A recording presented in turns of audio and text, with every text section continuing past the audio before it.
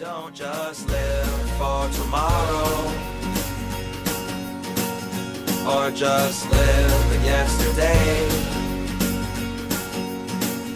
Just be glad for all you have that's in today. And though you've come through many obstacles. Hey everyone, Connie here, and welcome to my blind reaction to Kipo and the Age of Wonder Beast Season 3, Episode 2. So last time we got started with our first episode of the final season, and it basically just continued after the finale of Season 2 with the search for Amelia going on for months with no luck. Kipo and them are trying to start an alliance between different mute clans, also with no luck. And so the episode focuses on trying to get some of these mute clans to team together in this alliance, but also to try and figure out what's going on with why some of these mute clans are missing members and just everything that's happening. They end up having to take on some crabs, and a couple of the clans work together, most notably the Umlaut Snakes and the Timber Cats. And the beginnings of the alliance start. They believe that because of some information they gathered, Amelia is possibly at sea, and we see that she is the one who has been kidnapping the different people from the clans, the different mutes, and is using them for her experiments to try and cure being a mute. So yeah.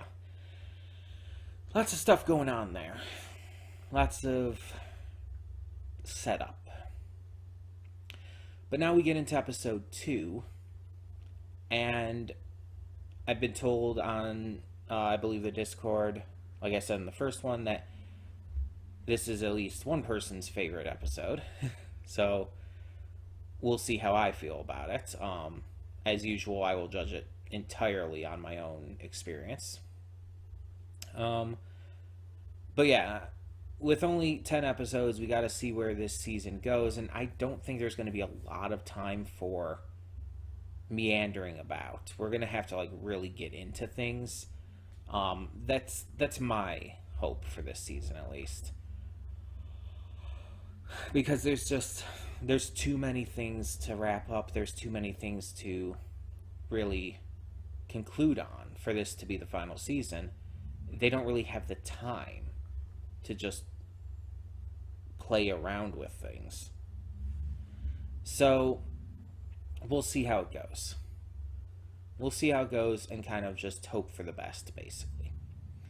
But yeah, I don't know anything about what's to come in this episode. So we're just going to see.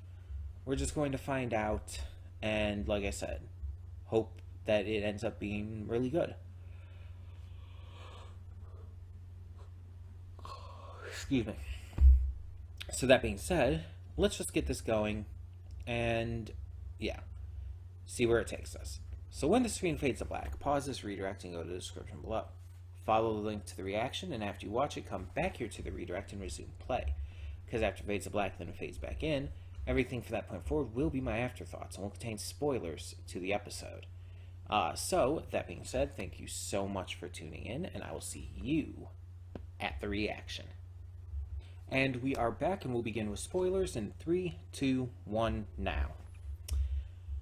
Another really good episode. I wouldn't consider this a best episode or anything that great, but it was really good.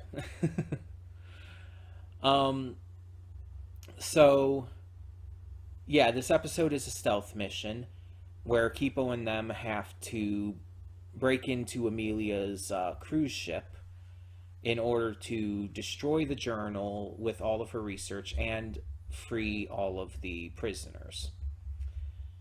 And it's a success. They're not able to convince any of the humans on board that Amelia's in the wrong. But the rest of the mission is actually a success. Unfortunately, destroying the journal didn't seem to be as big a deal as we would have hoped, but yeah, nonetheless. So, we also got introduced to a new mute in this. These um, Doug called them dolphin unicorns or whatnot. I think they're just narwhals. Um, and I guess one of the name of the main one, I guess, is Hung Soo. I probably mispronounced that. I apologize ahead of time. Um, but yeah, they are K-pop narwhals, I guess. So that's a thing, or fish or whatever in general. Um, Let me actually see if I can. Let me see what this says on here.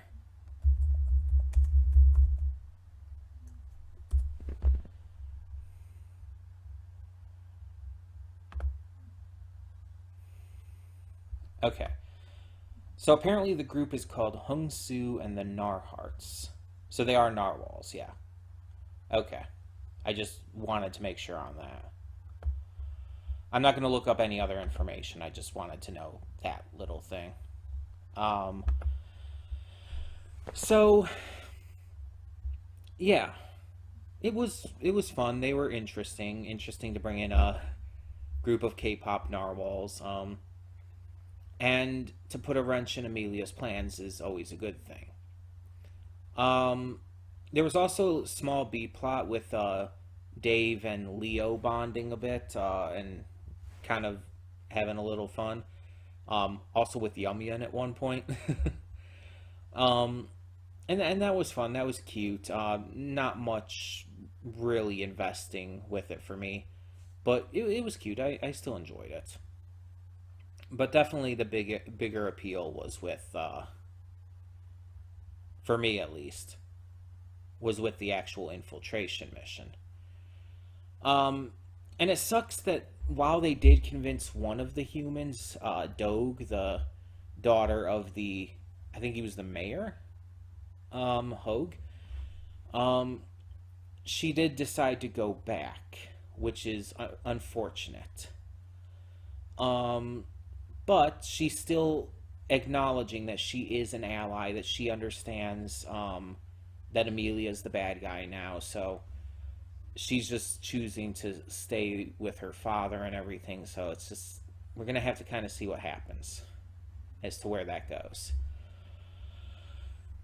But apparently, with this formula, now, Amelia has figured out or is assuming that Kipo is the answer, and so yeah, things I think are going to start progressing a little more than they already are. We'll have to see. We will have to see. I don't know exactly where this is going to go. I don't know what to expect, but I'm definitely excited. I'm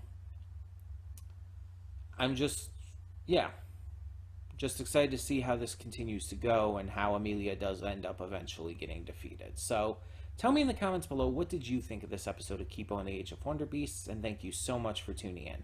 For now, I'm Connie, and I'm signing off. See y'all next time.